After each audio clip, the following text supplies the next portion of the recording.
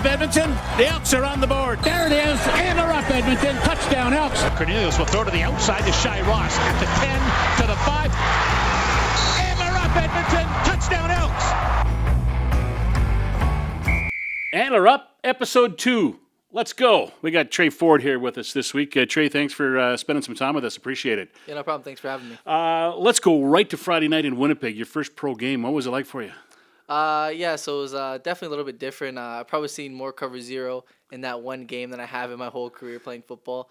But yeah, it was definitely a little bit of adjustment, obviously, playing at the CFL, a little bit faster game, bigger crowd, obviously, too, than university for me. But it was a good experience in general. Yeah, that's Chris Jones mentioned that on our post-game show. They blitzed the kid, I believe is what he said. Word for word. So they blitzed me a lot, yeah. for sure. I guess that's the book on you, right? If you're going to probably see a lot of that when you play, right? Yeah, I've heard, too, that a lot of rookie quarterbacks do see a lot of cover zero in their first year. Teams just kind of keep pressuring you until you show them you can beat it, and then that's when they start to drop out a little bit. So how you feel you handled it? First drive and a half, not so great. Had some kind of false reads in the start, but feeling a lot more confident with it now. Obviously, looking back at the film and seeing where I should have went. So next time they do it, I know where to go. So I guess you got to learn from it, right? That's 100%. That's the key thing. 100%. Got to learn from it. 1 for 3 for 17 yards passing, 5 for 47 yards rushing. So you got your wheels going, which is nice. You showed everyone that you can run, Yeah.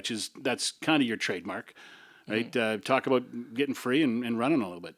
Yeah. So I mean, there was a couple plays where they had really good coverage. Had nowhere to really go with the ball, and at that point, that's when I'm able to use my athletic ability to stretch the play, try to keep my eyes downfield, look for a receiver. If not, tuck it and run and try to get positive yards. What's the biggest thing you might have learned from your first pro game that you take forward? Definitely adjusting to the blitz and throwing the hots. That's going to be number one for sure, just because I wasn't expecting to see that much cover zero, especially my first drive going in. But I have to adjust to it and learn from it now. So. All right. Whenever I hear you get introduced anywhere, whenever anybody talks about you, they call you Canadian quarterback Tre Ford. Yeah. Do you feel like you're carrying a torch for Canadian quarterbacks? Yeah, for sure. And is that fair? Yeah, I mean, at the same time, like, I am a Canadian quarterback, and, I mean, I'll definitely embrace that. But at the same time, I do just want to be labeled as a quarterback, right? Everybody else is just a quarterback. I mean, other than Nathan Rourke, I guess people probably call him a Canadian quarterback as well. But I feel like we could both compete at the same level. I feel like we're both just quarterbacks. It's definitely good for the Canadians, though, to see it and see, like, oh, you can go play in Canada and become a quarterback in the CFL. So it's nice in that way, but I do just want to be viewed as a quarterback in general. I guess you're getting mini-camp invites to the NFL, so I guess if that's a possibility, playing in Canada's got to be a possibility. Why do you think it's been so difficult for a Canadian quarterback to have success in this league? Right now there's a couple of guys in BC who have a chance to be starters as well.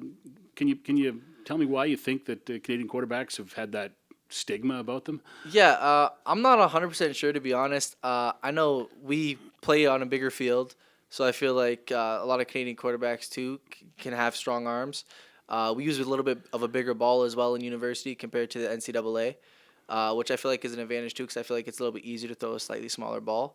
But and also just reading the 12 players, like 12v12 rather than 11v11. I know talking to some other quarterbacks, like, that adjustment's a lot harder to read. But for me as a Canadian quarterback, like, when I went to the mini camps, I found 11v11 harder to read just because it's not what I'm used to, right? So 12v12 is easier for me. 11v11 is easier for them.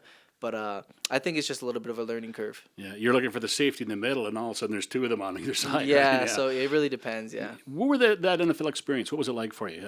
You had Baltimore was, right, where you went.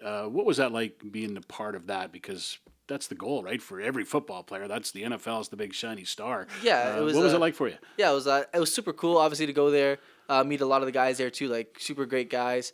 But and just seeing how they run everything, how the organization works, being out there on the field and competing with those athletes. I didn't really feel outmatched, like physically, like running or throwing or anything.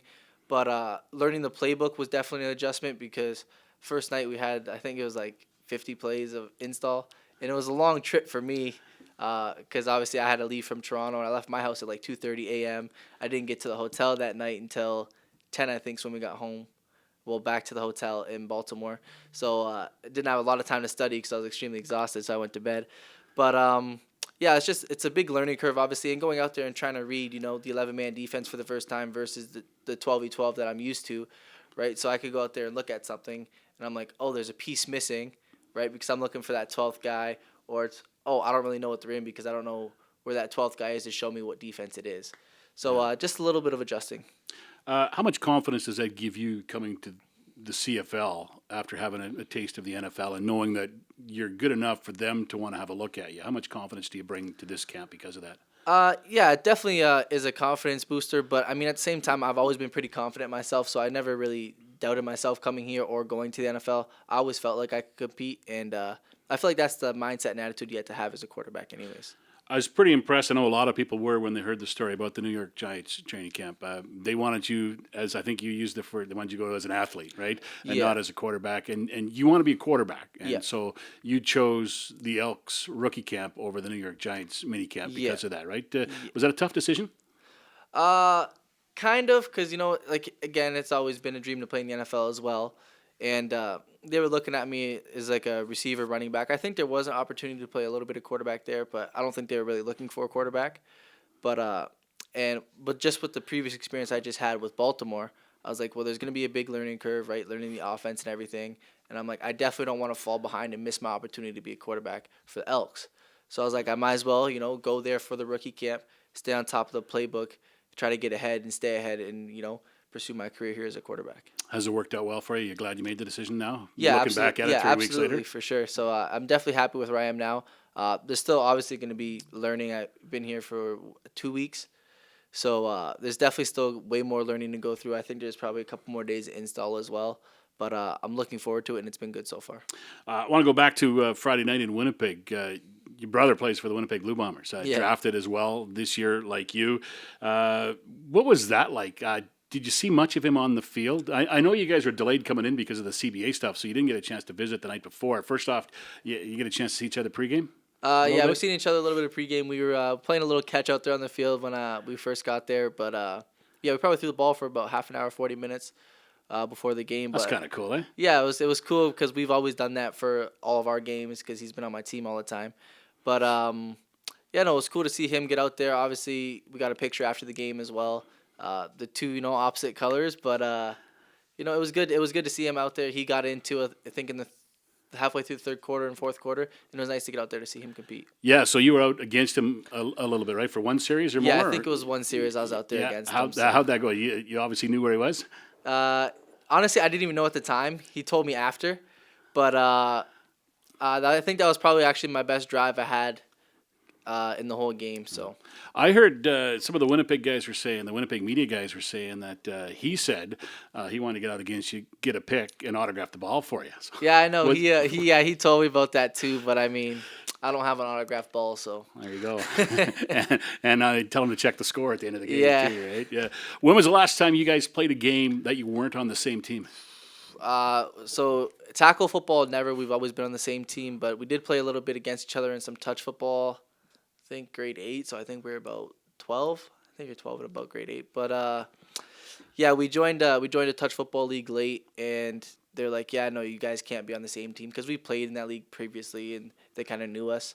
And they're like, yeah, so if you guys want to play, like, one of you guys had to go on the worst team, and the other one has to go on the second worst team. So we actually ended up doing that, and our two teams played each other in the championship. Nice. And we actually ended up winning.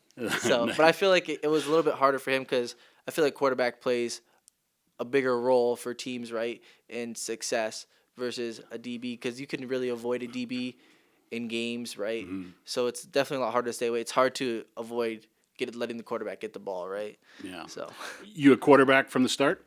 I've played quarterback. Do you play any other positions during games at all at any time?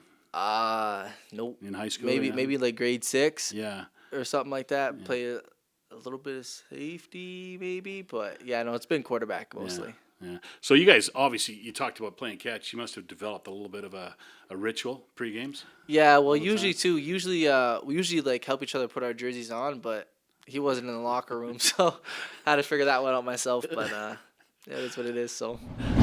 More with Tre Ford coming up. Elks were in Winnipeg last Friday night for their first preseason game of the year. 30-20, they beat the Winnipeg Blue Bombers. A pretty good night for a lot of guys dressed in green and gold. They'll try to carry that over tomorrow night when they play their home preseason game against the Calgary Stampeders. A very important night, both for football and both for community. It is Stand With Ukraine night. Tickets are $15 a piece. All the proceeds are going to help assist Ukrainians who are settling in Alberta. So it's a absolutely wonderful cause. Should be some great football too. The weather looks like it's going to be pretty nice. So come on out to the Brickfield at Commonwealth Stadium tomorrow night to watch the Elks and the Stampeders. It's a 7 o'clock start. No television for the game, but it will be on the radio. 5:30 for the countdown to kickoff on 6:30. Ched, myself, and Dave Campbell will have the call for you coming up at 7 o'clock tomorrow night for the Elks and the Calgary Stampeders. All right, let's get back to Tre Ford now. Niagara Falls. What was it like to grow up in Niagara Falls? Really tourist trap, right? I imagine you saw a lot of people that you never saw ever again every day, it seemed. What was it like growing up there?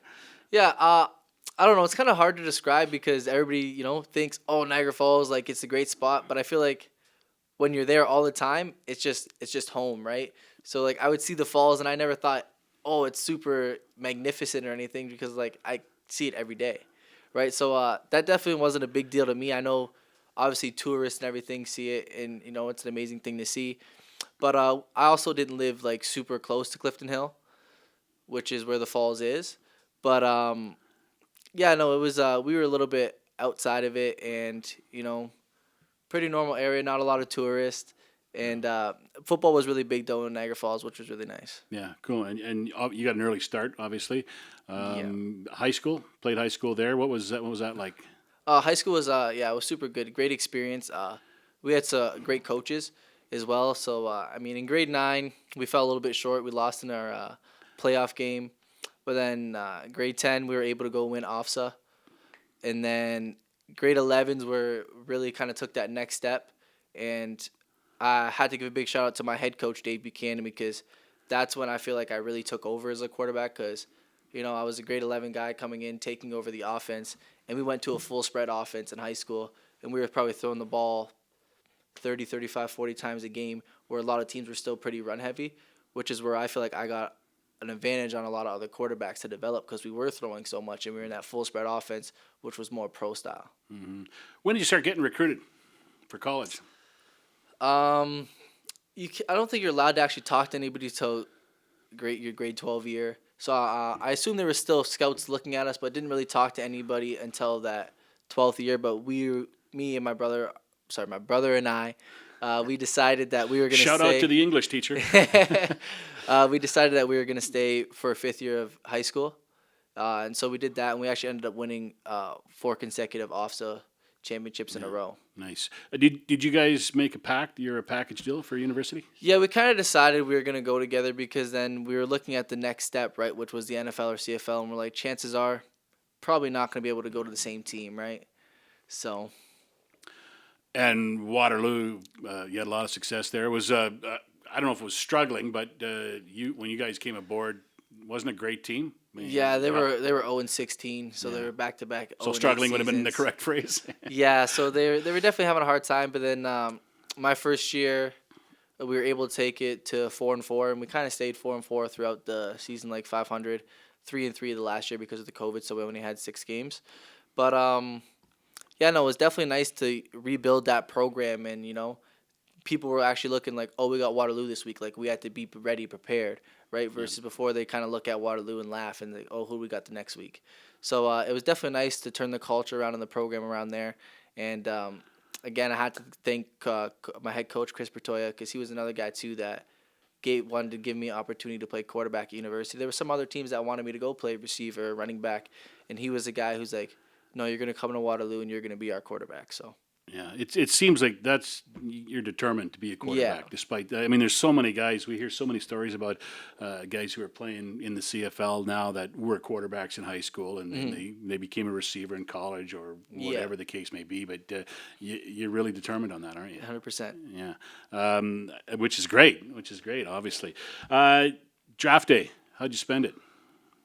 Yeah. So draft day, I wasn't sure how it was gonna go, but I was just at home with my fiance, and my best friend slash brother. He's lived with us since grade 9.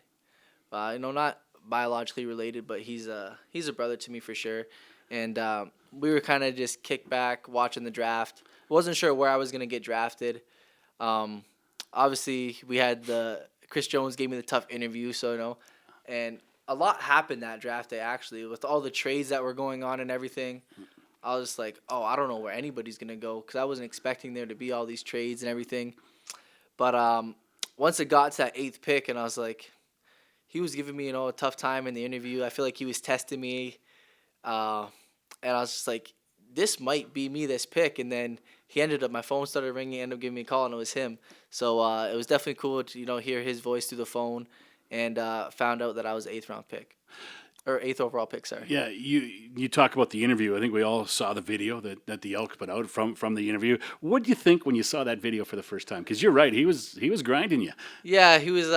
He was definitely on me for sure. But I don't know. I kind of knew at that point he was testing me to kind of see how I am in adversity and everything, because like some of the stuff he was saying, like I understood what he was saying, but then some of the stuff he was saying wasn't necessarily true with the thing. So I don't know if he was kind of just testing me kind of thing. So I was just trying to answer the best I could. How'd you feel walking out? Definitely a little bit confused. I was just confused in the sense that, like, because people said that I went to the Toronto's Raptors game, and I was like, I never went to the Raptors game. I did go out to eat the night before with my fiance, but we didn't go to the Raptors game or anything. And he's like, well, you missed medicals to go to the Raptors game. And then I was like, but the Raptors game's at night, and like medicals are in the morning, kind of thing, right? That's what's going through my mind. But I was just confused, and I was like, to me, it doesn't make sense. But I was like, I didn't go to the Raptors game. If I went, I would have told you, right? Like I'm not gonna deny it or lie. But yeah, I don't know. It was definitely the weirdest interview I've ever had. So It's good TV though. yeah. Did you get reaction from it? What people say to you about it? Oh, nothing. Just some of the people that are on the team too, because it's on like the DVS Sports for us, and you can see it there. And some people are like, oh, he was really giving you a hard time in there, and I was like, yeah, he definitely was for sure. So You deferred your draft class to be available from 21 into 22. yeah. Clearly, that was the right decision because you had a pretty spectacular 2021, didn't you? Mm-hmm. Tell me about how everything fell into place for you that year. Yeah. So we had a really good season. Obviously, made it to the playoffs. Ended up losing to Western, which was unfortunate, but they did go on to win the national championship. So they won the Vanier, and I did end up winning the Heck Creighton this year, though, which was nice to get out there, get my name out there again, for teams to see, kind of be recognized. But the big part of deferring was the draft, because there was the COVID year, so they weren't actually going to have a combine. Mm-hmm. So I definitely wanted to have my combine because I knew that I was going to test well, and I wanted to get in person and show the teams that I could throw, make all the throws in person. So just having an actual combine instead of the virtual combine, which I think they had in 21, that was really the big decision. Did the COVID year set you back as a player, do you think? How difficult was it to deal with? No, I don't think I don't personally think it was that bad. I mean, obviously I would have loved to play, but it was just a whole another year to just work. Like I was out there with a couple receivers throwing every day, and just working on timing. We had some vet players that were leaving, and some younger guys that need to come fill in, obviously. So it was nice to be around those guys and be able to plug them into the offense and get them going at the speed we needed to be at. So things are going well for you. You're 3 weeks into camp now. Final preseason game is coming up this weekend against Calgary. I imagine you don't know yet how much you're going to play. Yeah, no, I'm not 100% sure yet. So we'll have to wait how and is see. that at camp? Because so much change is probably on a dime, right? And yeah, and you got to deal with things on the fly. How has that been? Yeah, no, it's definitely tough because one thing I will say about Chris Jones, you never know what he's thinking.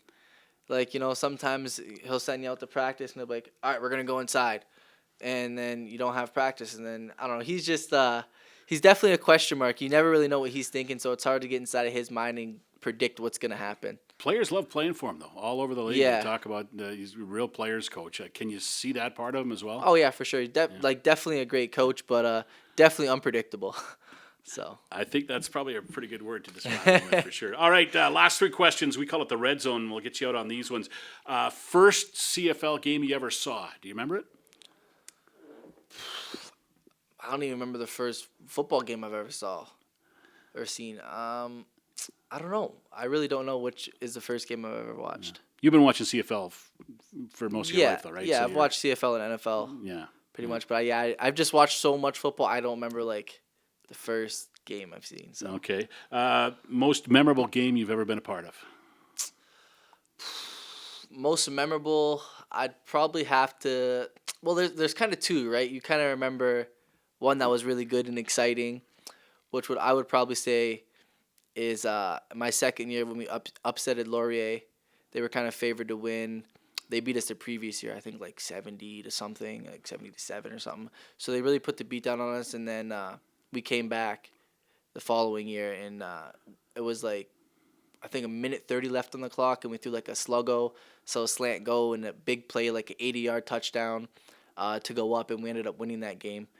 But then on the other hand, remember ones that didn't go very well, and I'd have to say when we did play Western in the playoffs this year, my 5th year of university, and it was just tough because we got off to a really good start. We were up 10-0, and then we coming out on offense. We did a little RPO. I threw a slant, hit the receiver in the chest, bounced off his chest into the safety, who got an interception. So now they're on our 10-yard line, right? And then they score. So now we're only up 10-7. Then we get the kickoff, and then we fumble the kickoff.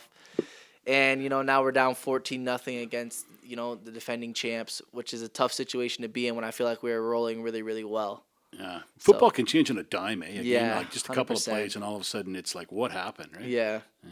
Okay, last one is if Tre Ford needs a place to unwind and relax, where does he go?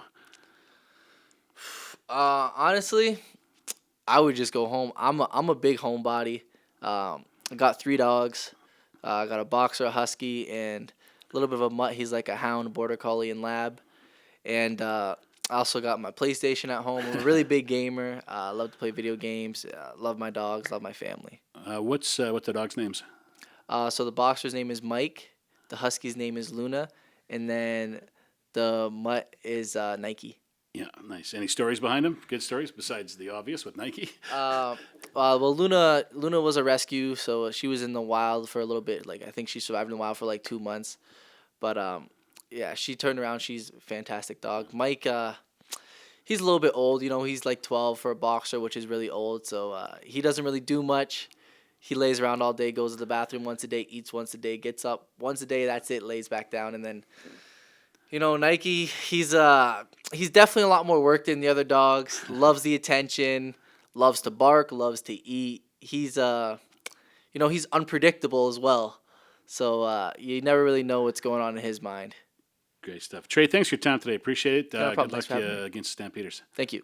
Excellent. That is Tre Ford, our guest this week on Antler Up. Don't forget to maybe go back. Well, the archives aren't very big. The archives are like a week old. Go back and hear episode 1 with Chris Jones. Really entertaining episode with the head coach and general manager of the Edmonton Elks. Don't forget to like and subscribe. And don't forget to come back next week when we've got more for you. My name is Morley Scott. We'll see you next time on Antler Up. Antler Up, Edmonton. Touchdown, Elks. James Wilder Jr.'s got a pair. Oh, he's got a man wide open. Mike Jones has it inside the 10. He'll walk the dog to the end zone. Antler Up, Edmonton. Touchdown, Elks.